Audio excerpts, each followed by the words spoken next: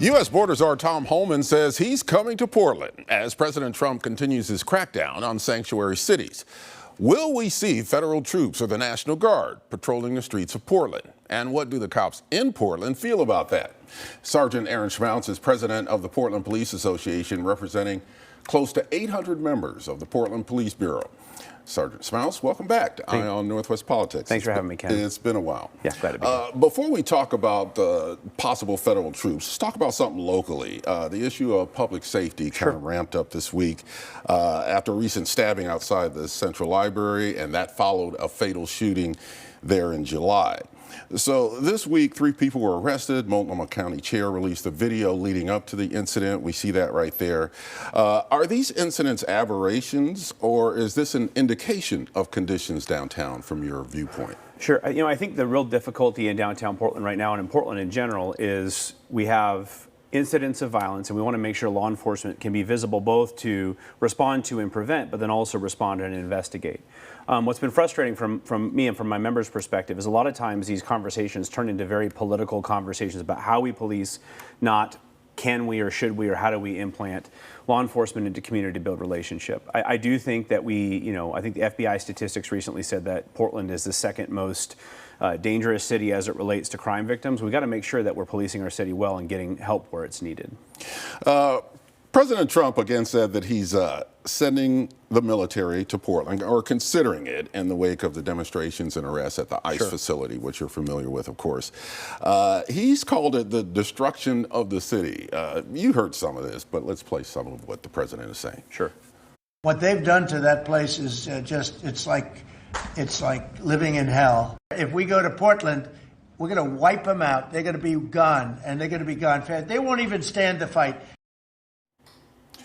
Well, Mayor Wilson calls those kind of statements overreach when it comes to our reputation. What do you say about that? It is really critical that local law enforcement can police our cities. I think the federal government has a role in many different things. That's why we have a federal government. But Portlanders, expect to understand and know the police who are coming to police them. We are seeing, these ongoing protests are difficult from the standpoint that they have impact on the local community. We've seen lawsuits and other things surrounding the police response. So I think it's just really, really critical that we come together as a community, talk about how we want to navigate both public discourse about federal events, but also ensure that we're not harming our citizens and our brothers and sisters who live next to us as we're navigating these conversations. What would you think if the decision is made to send federal troops into Portland? So I think, it's important that the city government has a conversation about what we need. Right now, we have a very understaffed police department. We need to make sure that Portland police can police Portland. As to whether or not we need help, I would hope that the federal government would come to the Portland Police Bureau and ask where we need help.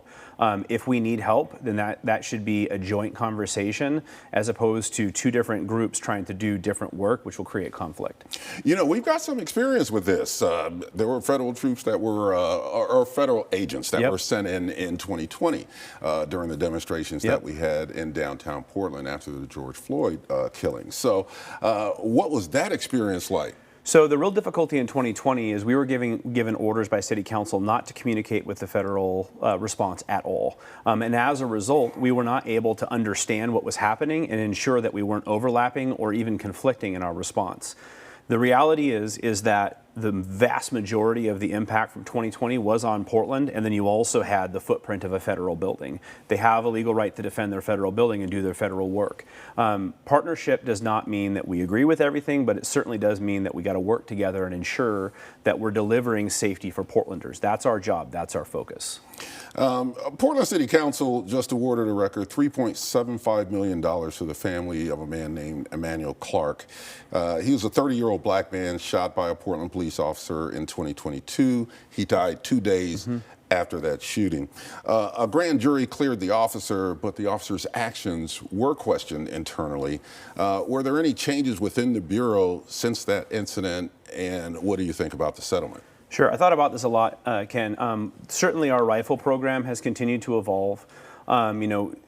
Deadly force has a huge impact on community and on the officers. It was very painful to listen to this settlement conversation from the standpoint that I felt like it became hyper-political and really dehumanizing to my members. I wrote down, because I wanted to make sure I didn't misquote, Councilor Jamie Dunphy said that this incident was done in a way that dehumanized everyone. And he continued to say that this officer was patted on the back and given an attaboy, that this and dozens of other officers who are just willfully hunting people in Portland. And I think that Councilor Green was correct in using the analogy of open warfare. My members go out and respond, and at this time in history, we're responding to record violence in our city. It is really, really hard to be a police officer in Portland, and I think we need to be very, very careful about dehumanizing the men and women who go out and serve their communities. We should have hard conversations about policy. The council president said in this hearing that she's not concerned about discipline. She wants to make sure our policies are right, and I think that's what leadership looks like, not castigating the men and the women of the Portland Police Bureau. Yeah, we've only got a couple minutes left, but since you mentioned this, we do have a new city council. 6 of them have formed kind of a coalition, a bloc that they call Peacock, or the Progressive Caucus. Coincidentally, they voted to take a couple $1 million out of the police budget.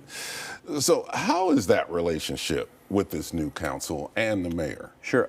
You know, the mayor is very focused on his desire to navigate the biggest issue we're facing as a city, and we're still seeing that work its way through. I think that is a noble goal, and we'll see how that goes.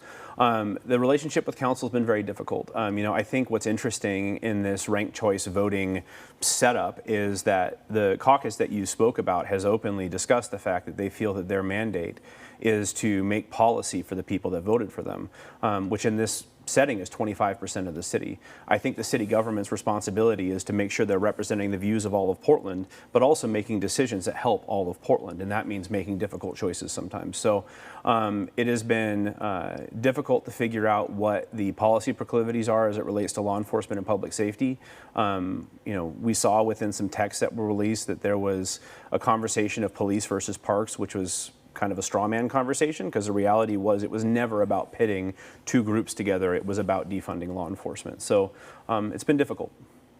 Well, Sergeant Aaron Schmautz, thank you very much for coming back on Eye on Northwest Politics. We've got a lot more to talk about, but we'll bring you back sometime and we'll talk about those issues soon. Thank you. Thanks for having me, Ken.